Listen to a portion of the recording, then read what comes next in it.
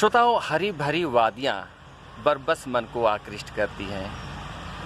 आज हर व्यक्ति कहीं न कहीं अपने सुकून को तलाश करने के लिए गांव में जंगलों की ओर मुखातिब होता है और यहाँ सुकून का एहसास होता है। पर्यावरण से हमें बहुत कुछ हासिल होती है, लेकिन सबसे बड़ा चीज़ जो है वो सुकून है। तो आज सुकून का कारण भी प्रेमेंद्र जी ये है ना कि ये प्रकृति की ओर लौटते हैं, क्योंकि हम खुद प्रकृति का हिस्सा हैं। और प्रकृति से दूर जब हम चले गए, शहरों की ओर चले गए, तो प्रकृति से हमारा जो शरीर है उसमें जो प्रकृति जो पूरक हिस्सा है वो छूटता चला गया, और जिसके कारण कई तरह की बीमारियां हैं, कई तरह के शारीरिक व्याधि और कई मानसिक व्याधि से भी लोग ग्रस्त हो गए हैं। तो अब एक ऐसा वक्त आ रहा है कि गाँव की ओर लौटे। एक समय था ना जब स्वामी दयानंद सरस्वती कहे थे कि वेदों की ओर लौटे, तो वो तो बात अपनी जगह सही है, लेकिन अब ऐसी बात हो रही है कि गाँव की ओर लौटे। कोरोना के बाद देखिए सब लोग गाँव की ओर लौटने आए। एक प्राकृतिक वातावरण की तरफ हर कोई चाहता है कि प्राकृतिक वातावरण में जीवन। सबसे बड़ी पूंजी स्वास्थ्य है। आपके पास कितनी भी संपत्ति हो, कुछ भी हो, लाखों करोड़ों के मालिक हों, लेकिन आपका स्वास्थ्य ठीक नहीं है, कुछ भी ठीक नहीं है। तो इसलिए गाँव की कहे गाँव का महत्व तो अपनी जगह है ही। सूरज जी, मैं बीच से काटते हुए आपसे ये जानना चाहता हूँ, और मैं जानने के लिए काफ़ी उत्सुक भी हूँ कि आज जो हम लोग आए हुए हैं, ये गांव जो पुंदरी है, ये पुंदरी गांव जो है हुरुदाग, तो इस गांव की अपनी जो प्राकृतिक सुषमा है, जो यहाँ का जो प्राकृतिक सौंदर्य है, वो कितना आकृष्ट करता है। आज यहाँ पर आकर के आपको कितना अच्छा लग रहा है, और आज हम लोग कहाँ जा रहे हैं इसके बारे में आप थोड़ी सी जानकारी दर्शकों को दें। नहीं, देखिए सही बात है। जैसे हम लोग आए हैं, मिलने आए हैं पुंदरी के हुरुदाग में। हालांकि हुरुदाग में अभी पहुंचे नहीं हैं, ये बीच में है। और अपने जो व्यूअर्स हैं, जो दर्शक हैं, जो हमें देख रहे हैं इस वक्त, हम ये भी बता दें कि हम एक यूनिक जगह में बैठे हुए हैं। आप इसकी कल्पना नहीं कर सकते कि कहाँ बैठे हुए हैं जी। तो ये सबसे बड़ी बात है कि जो हजारीबाग बड़का गांव जो सड़क है, तो उसके पुंदरी से कहें कि फतह चौक से 2-2.5 किलोमीटर पहले, और सड़क के किनारे हैं। सड़क के किनारे एक पेड़ की डाली है, देख लीजिए आप दर्शकों, ये देख लीजिए, काफ़ी जीवन प्रतीत होगा। ये पेड़ की डाली है। पेड़ की डाली पर जो टूटा हुआ है उस पर हम लोग चढ़कर बैठे हुए हैं। थोड़ा एक प्रकृति के साथ कहें कि एक जुड़ाव है, या कहें कि जुड़ाव जोड़ना चाह रहे हैं, जिसके कारण यहाँ कर बैठे। सचमुच बहुत अच्छा लगा। हम लोग हर महीने 1-2 बार कभी लाइव हो जाते हैं, तो हम लोग का जो मकसद होता है बस यही होता है कि लोगों को जागरूक करें, लोगों को ये बताएं कि अगर आप सुकून के अगर आप कहीं सुकून के तलाश में हैं, कहीं आपको लग रहा है कि कहीं न कहीं कुछ कमी महसूस हो रही है, तो ये इसका अर्थ ये हुआ कि आप नेचर से कहीं दूर हो गए हैं। तो अगर आपको पहचानना, अपनी संस्कृति को पहचानना है, लोक संस्कृति को पहचानना है, तो आपको गांव की ओर आना ही होगा। बड़ी अच्छी बात कही प्रेमेंद्र जी आपने कि जब संस्कृति की बात करते हैं ना, तो हमारी जो संस्कृति है वो शहरी संस्कृति है ही, ग्रामीण संस्कृति। आप देख लीजिए, जो भी पर्व त्यौहार जो हम लोग मनाते हैं, पर्व त्यौहार की खासियत यह है कि हर एक पर्व त्यौहार का संबंध फसल से है, कृषि से है। तो हम सारे त्यौहार जो भी हो, कुछ एक को अगर हम छोड़ दें, तो सारे त्यौहार का संबंध फसलों से है, प्रकृति से है, प्रकृति से जुड़ाव से है, गाँव की संस्कृति से है। तो गांव की संस्कृति ही भारत की संस्कृति है, और गांव के बिना भारत की कल्पना ही नहीं की जा सकती। इसलिए गाँव को बेहतर बनाना हम सभी की जवाबदेही है। एक बेहतर गांव हम सभी मिलकर बनाएं। और सबसे बड़ी बात यह है कि भारत का जो शहरीकरण तेजी से हो रहा था, लोग बता रहे थे, विशेषज्ञ भी ये बात बता रहे थे कि शहरीकरण एक उपाय है कि एक अच्छी सुविधाएँ लोगों को मिलती है, लेकिन हमें गाँव की ओर लौटना होगा। महर्षि दयानंद सरस्वती ने ये बात कही थी कि वेदों की ओर लौटे। वेदों की ओर तो लौटना ही होगा, लेकिन साथ ही साथ इस बात को भी हम लोगों को ध्यान में रखना है कि गाँवों की ओर लौटे। गाँव की अगर और हम लोग नहीं लौटते हैं, तो कहिए कि वो जीवन की जो असली खुशी है, उस चीज़ से हम कहें कि अलग रह जाएंगे, महरूम रह जाएंगे।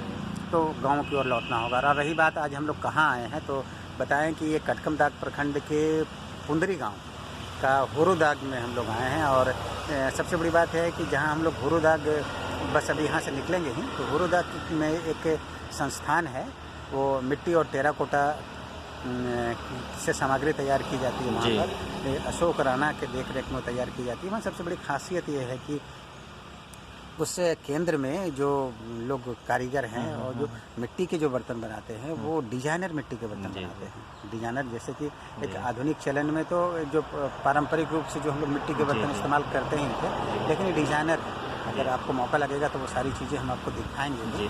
तो मतलब इसको एक व्यावसायिक रूप में मतलब परिणत करना और एक इसको बड़े पैमाने पर अगर उत्पादन करके लोग आजीविका और मतलब आर्थिक संपन्नता का इतिहास अगर गांव में लिखना चाहते हैं तो इस तरह का वो छोटा मोटा व्यवसाय सभी हमारे जो मित्रगण है और जो दर्शक हैं वो भी कर सकते हैं। दो बातें हैं प्रेमेंद्र जी इसमें। जैसे सबसे पहली बात है कि मिट्टी के जो बर्तन होते हैं तो मिट्टी के बर्तन में कहें कि भोजन की पौष्टिकता बरकरार रहती है। जी जी। और दूसरी सबसे बड़ी बात है कि भोजन खराब कम होता है और भोजन ज़्यादा से ज़्यादा उसमें ताज़ा रहता है। हालांकि कोशिश तो यही करनी अभी जो देख रहे हैं कि प्लास्टिक की चीज़ों पर का भी बैन भी लग गया है। प्लास्टिक के जो थाली हम लोग जो थर्मोकोल वगैरह यूज़ करते हैं उस पर भी बैन हो गया है। तो ऐसे में जो मिट्टी का जो पात्र है वो काफ़ी अच्छा है। वो बाद में जब डिस्ट्रॉय होता है तो फिर प्रकृति में मतलब अच्छी तरह से मिल जाता है। हाँ नहीं, हम स्क्रीन पर ही मतलब उसकी तस्वीरें भी हम डालेंगे जी। आप अगर आप एडिट जब ये होगा तो उस वक्त तस्वीरें भी यहाँ पर आएंगे तो देखेंगे भी हमारे दर्शक की किस तरह की चीज़ें हैं ये।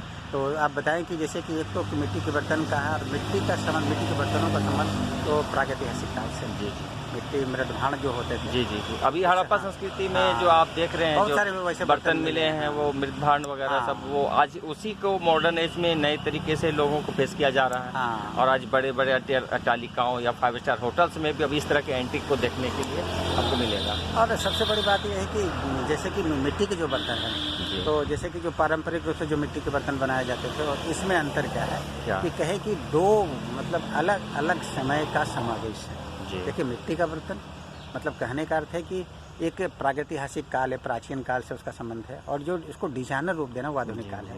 मतलब दो काल का समन्वय है इसमें। तो ऐसा भी कर सकते हैं कि जैसे पाषाण युग हुआ, लौह युग हुआ, ताम्र युग हुआ और इसके बाद बीच का कुछ समय जो हम लोग अभी जी रहे हैं इसमें एक प्लास्टिक युग भी आप कह सकते हैं। और इसके बाद जो धीरे धीरे लोग नेचर की तरफ लौट रहे हैं तो अब मिट्टी के जो बर्तन है वो भी अब काफी लोकप्रिय हो रहे हैं। पत्तल का प्रचलन फिर से नजर आ रहा है। तो हमको लगता है कि फिर से पर्यावरण की तरफ अगर हम जुड़ते हैं तो हमारी जो पृथ्वी है वो विनाश होने से बच जाएगा और पर्यावरण का लाभ सबको मिलेगा। आने वाले जो हमारे जनरेशन है हजारीबाग की अगर हम बात करें प्रेमेंद्र जी तो जो मतलब जो साल का जो वृक्ष है जो उसका पत्ता है उससे जो हम लोगों का जो पत्तल बनता है किसी भी तरह का भोज का आयोजन होता था तो उसमें वो पत्तल का उपयोग होता था। और आज हाल के दिन में कहे कि पिछले कुछ दिनों में इसी तरह के एक आयोजन में शामिल होने का मौका मिला तो वो पत्ते इस्तेमाल में किया जाए तो अच्छा लगा देते हैं।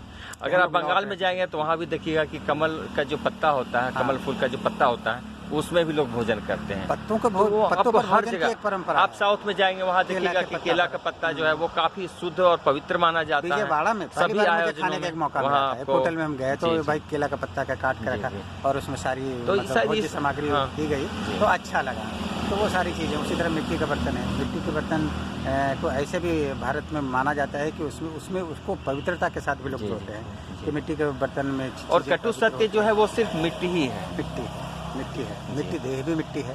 संसार मतलब कहें कि वो तो जो विनाश जिसका होता है सबका कारक भी मिट्टी ही है। हाँ वो मिट्टी ही है। सबको सब कुछ मिट्टी, हमारा वर्तमान और भविष्य भी मिट्टी है। हाँ सब कुछ मिट्टी है, मिट्टी में है। लेकिन इसमें जो जीवंतता है उस जीवंतता को बहुत ही यादगार बनाना है। उस जीवंतता को खुशबू से भर देना है। वो जीवन ऐसा होना चाहिए कि महक उठे, उससे खुशबू उठे, जिसमें आत्मा की सुगंध बसी हो। अगर वो सारी चीज़ें आएंगी जीवन में जब अगर हम ये प्रकृति की ओर लौटते हैं, प्राकृतिक जीवन जीते हैं। और दूसरी बात है कि भाई किसी को दुख या तकलीफ ना हो। जीवन जीने का तो सबसे बड़ा तरीका यही है। तो आज हम कोशिश यही रही है कि आज हम जब बातचीत कर रहे हैं हम लोग दोनों तो यही कोशिश रही थी कि कुछ बात ऐसे मौके पर आमतौर पर जब हम मिलते हैं तो ये माहौल नहीं होता है बातचीत करने का और सचमुच अच्छा लग रहा है बातचीत करके। हम तो चाहते हैं कि कैमरा घुमाकर थोड़ा सा इसका जो जंगली जो इलाका है उसको भी दिखाए। बहुत अच्छा लग रहा है। ये देख लीजिए पूरा चारों तरफ जंगल ही जंगल है, पेड़ और पौधों से आच्छादित ये वन प्रदेश काफी मनोरम लग रहा है। बहुत अच्छा। और इसके एक तरफ जो है आप देखेंगे कि सड़क के किनारे सड़क जो है यहाँ पर गाड़ियाँ हैं, गाड़ियों का आवागमन हो रहा है। तो सूरज जी मुझे लगता है कि लोग अब काफी जो है बातचीत लंबी हो चुकी है और बात आगे भी चल सकती थी। अब हमारे दर्शक इंतजार कर रहे होंगे कि वो ये जानने के लिए बहुत ही उत्सुक है कि आखिर मिट्टी के जो बर्तन बनते हैं, दिया बनता है, ग्लास बनता है, वो किस तरह से बनता है। तो अब बिना देर के अब हम लोग उस तरफ चलते हैं और देखते हैं जी। तो ठीक है, फिर हम लोग आगे मिलते हैं। सर्वे भवन्तु सुखिने सर्वे भवन्तु सुखिना सर्वे सन्तु निरामय सर्वे भद्राणि पश्यन्तु माँ कश्चित् दुख भाग भवे। इन्हीं भावनाओं के साथ दर्शकों आपका बहुत बहुत धन्यवाद। आपसे फिर मिलेंगे, कुछ नए विषयों पर आपसे चर्चा होगी। तब तक के लिए आप लोगों को बहुत बहुत धन्यवाद। नमस्कार।